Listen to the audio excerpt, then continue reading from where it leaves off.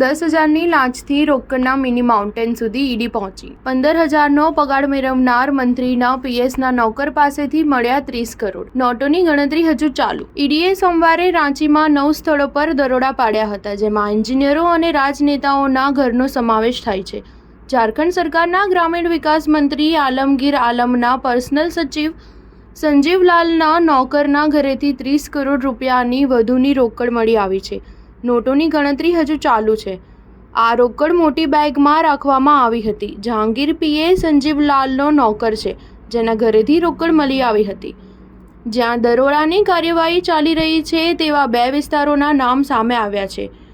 આ છે ધુરવાનો role cell city વિસ્તાર અને બોરૈયા મોરહાબાદી રોડ।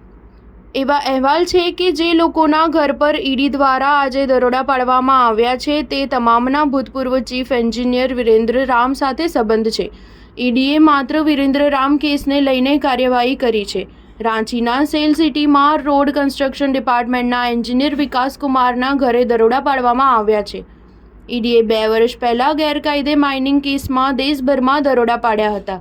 આ કાર્યવાહી ઝારખંડના વરિષ્ઠ એઆઈએસ અધિકારી પૂજા સિંઘલ અને સત્તામાં રહેલા લોકોની નજીકના વ્યક્તિઓના 25 સ્થળોએ કરવામાં આવી હતી।